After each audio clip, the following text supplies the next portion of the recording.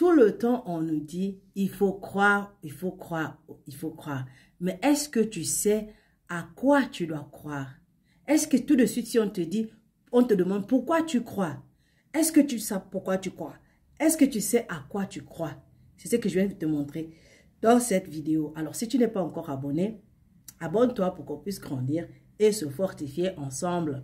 Est-ce que tu sais à quoi tu crois? C'est la question que je te pose aujourd'hui. La parole de Dieu nous dit dans Jean chapitre 1 verset 14, « La parole est devenue un homme et il a habité parmi nous. Nous avons vu sa gloire. Cette gloire, il l'a reçue du Père. C'est la gloire du Fils unique, plein d'amour et de vérité. » Et Jean chapitre 1 verset 30 à 31 nous dit, « C'est celui dont j'ai dit, après moi vient un homme qui m'a précédé, car il était avant moi. Je ne le connaissais pas, mais c'est afin qu'il fût manifesté à Israël que je suis venu baptiser d'eau. » Et Marc chapitre 1, verset 10 à 11 nous dit, « Au moment où Jésus sort de l'eau, il voit le ciel s'ouvrir et il voit l'Esprit Saint descendre sur lui comme une colombe. Une voix vient du ciel et lui dit, « Tu es mon fils très aimé, c'est toi que j'ai choisi avec joie. » Et Jean chapitre 14, verset 6 nous dit, « Jésus lui répond, « Le chemin, la vérité, la vie, c'est moi. Personne ne va au Père sans moi. » Alors, lorsque je te demande, à qui est-ce que tu dois croire? Qu'est-ce que tu dois croire, toi, enfant de Dieu? La réponse se trouve dans le verset 31 qui dit, « Nous devons croire que Jésus est le Christ et que Jésus est le Fils de Dieu. » C'est sur cela que notre foi doit être fondée. Alors, la première question que tu vas te poser, c'est qu'est-ce que cela signifie Jésus est le Christ? Christ n'est pas le nom de famille de Jésus. Les gens l'auraient identifié comme étant Jésus de Nazareth ou Jésus fils du charpentier.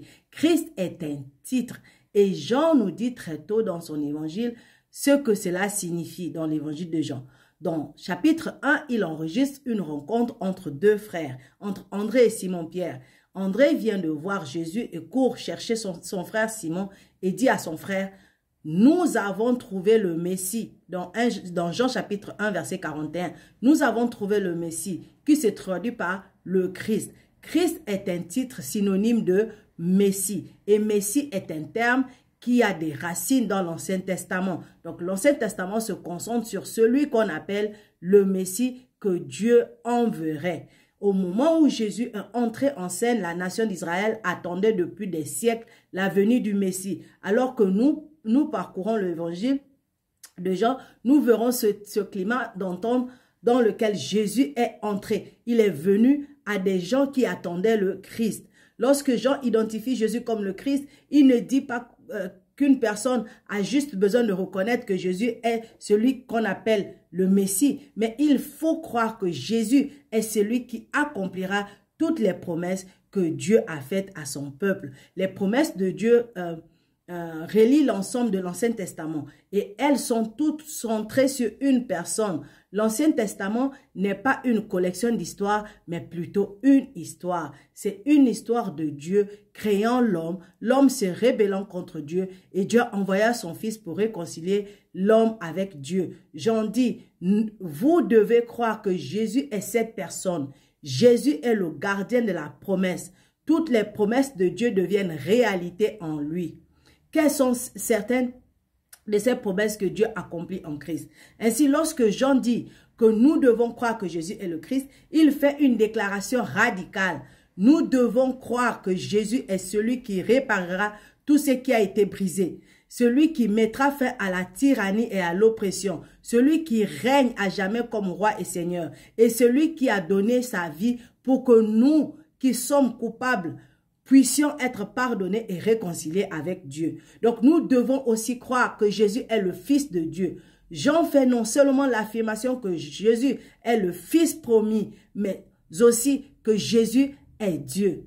Seulement lorsqu'un des devins pouvait faire tout ce qu'un Dieu avait promis dans l'Ancien Testament, et seulement à quelqu'un de devin qu'on pouvait confier le pouvoir et l'autorité absolue promis au Messie, seul quelqu'un de devin pouvait être le sacrifice est le paiement parfait pour le péché du monde. Donc, si Jésus n'était pas devant, alors il ne pourrait pas être l'accomplissement de toutes les promesses faites par Dieu sans effet.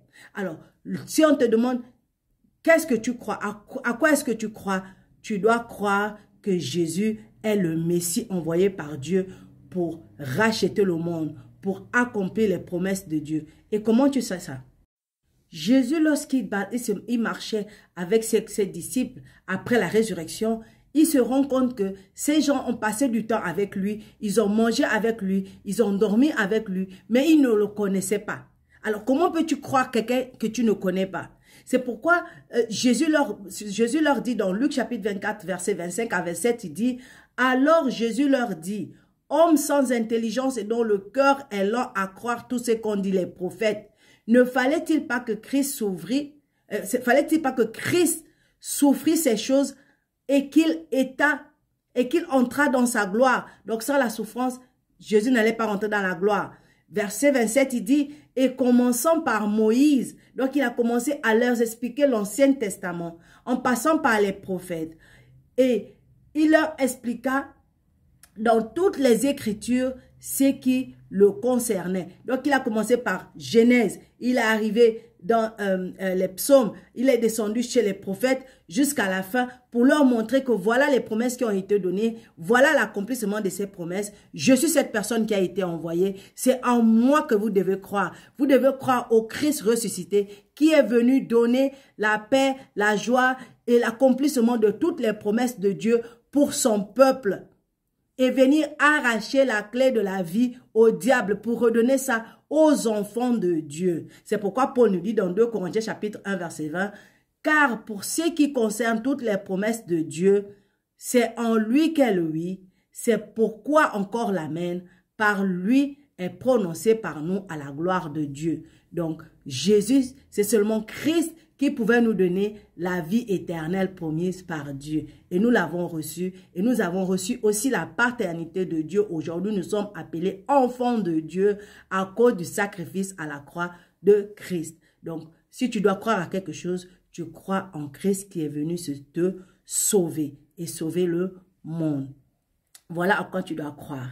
Si tu as aimé, aime, commente et partage pour bénir d'autres. Et n'oublie pas de t'abonner. Shalom.